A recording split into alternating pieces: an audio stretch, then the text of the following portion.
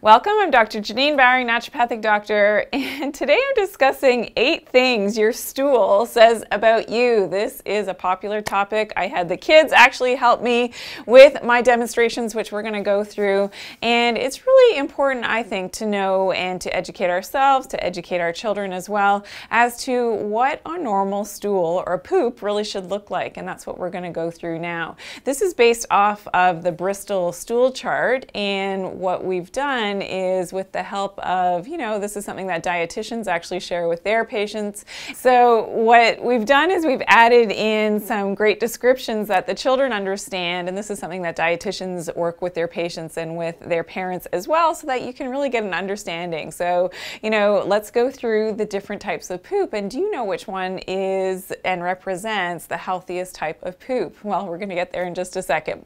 So let's start with type number 1. So these would be the rabbit droppings. So let me pick it up. This is plasticine, just in case you're wondering. So yes, plasticine that I made with the kids. Here we go.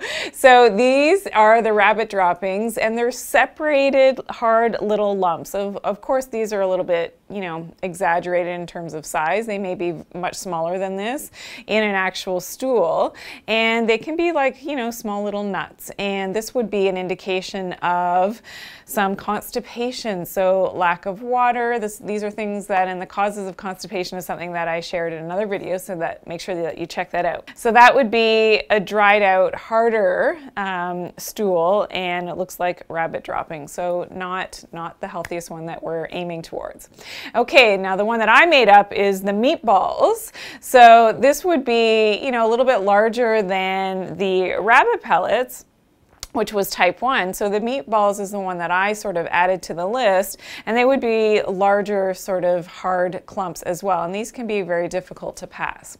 Now type 2 on the Bristol chart would represent a bunch of grapes. So again, a lot of these meatballs sort of joined together, and this is, and we had some fun laughs about this one because this is a gross exaggeration in terms of size.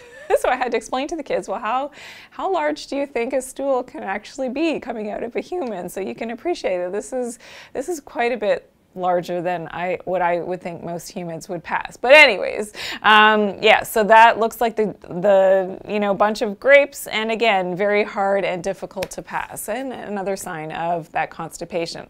Okay, type number 3 represents more like a cob of corn, and it is a bit like a sausage, but not so much. There would be some outer markings on the outside. Again, this is moving towards a more normal stool.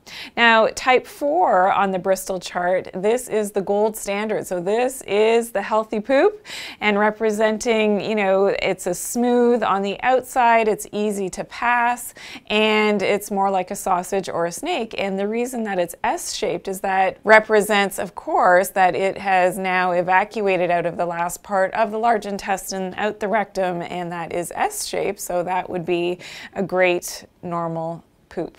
So number 5 on the chart is the chicken nugget. So these are becoming softer and lighter in color. You'll notice that the more normal stools are darker in color. Now they're getting a little bit lighter and softer. So that can indicate that you're not digesting your fats properly. So these are softer blobs. They do have clear-cut edges, and it's a sign that you're going towards loose stool or diarrhea. So again, not the ideal type. And here we have type 6, which is the porridge. So this would be fluffy sort of pieces.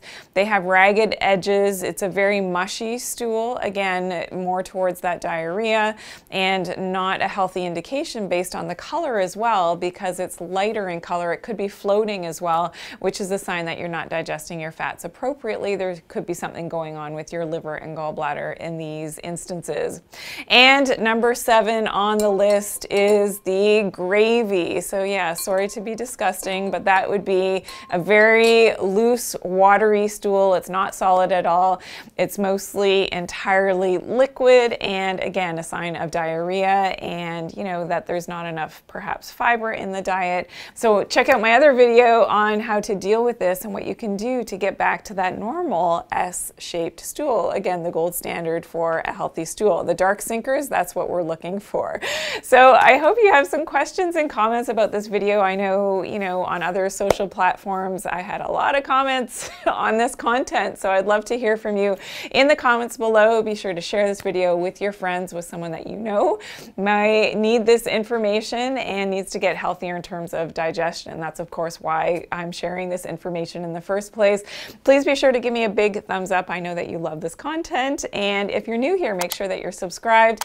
Turn on those notifications by clicking that bell and click all notifications so you always get my newest and latest uploads. And we're uploading every single day different bits of new content all about how to help yourself naturally. And remember to always take care of your good health and do it naturally. Thanks for joining me today.